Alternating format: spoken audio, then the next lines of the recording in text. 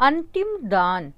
सेठ राम सजीवन नगर के प्रमुख व्यवसायी थे जो अपने पुत्र एवं पत्नी के साथ सुखी जीवन बिता रहे थे। एक दिन अचानक उन्हें खून की उल्टी हुई और चिकित्सकों ने जान के उपरांत पाया कि वे कैंसर जैसे घातक रोग की अंतिम अवस्था में हैं एवं उनका जीवन बहुत कम बचा है।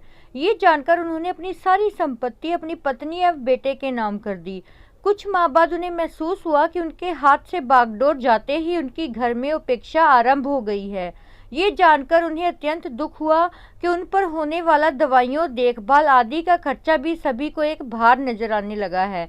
जीवन का ये कड़वा सत्य उनके सामने था और एक दिन वह आहत मन से किसी को बिना कुछ बताए ही घर छोड़कर एक रिक्शे में बैठकर विराट हॉस्पिटल की ओर रवाना हो गए।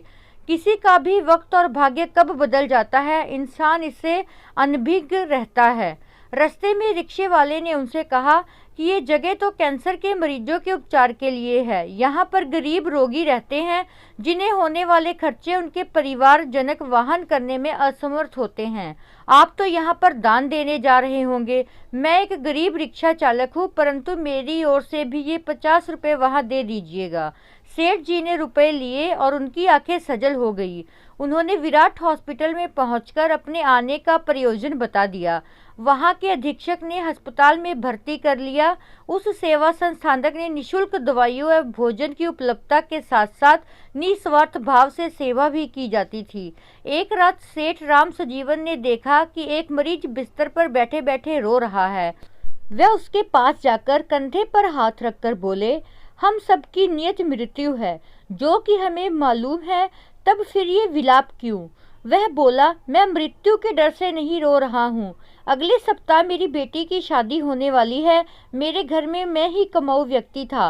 अब पता नहीं ये शादी कैसे संपन्न हो सकेगी। ये सुनकर सेठ जी बोले कि चिंता मत करो, भगवान सब अच्छा करेंगे, तुम निश्चित होकर अभी सो जाओ। दूसरे दिन प्रांत सेठ जी ने अधीक्षक महोदय को बुलाकर कहा, मुझे मालूम है कि मेरा जीवन कुछ दिनों का ही बाकी बचा है। ये मेरी हीरे की अंगूठी अब मुझे कोई आवश्यकता नहीं है। ये बहुत कीमती है। इसे बेचकर जो रुपया प्राप्त हो उसे इस गरीब व्यक्ति की बेटी की शादी में दे दीजिए। मैं समझूंगा कि मैंने अपनी ही बेटी का कन्यादान किया है और बाकी बचे हुए धन को आप अपने संस्थान के उपयोग में ले लें। इस प्रकार सेठ जी ने अपने पास बचे हुए अंतिम धन का भी सदुपयोग कर लिया। उस रात सेठ जी बहुत गहरी निद्रा में सोए। दूसरे दिन जब नर्स उन्हें उठाने के लिए पहुंची तो देखा कि वे परलोक सिधार चुके थे। स्टोरी अच्छी लगी हो तो प्लीज़ चैनल को सब्सक्राइब करना ना भूलें।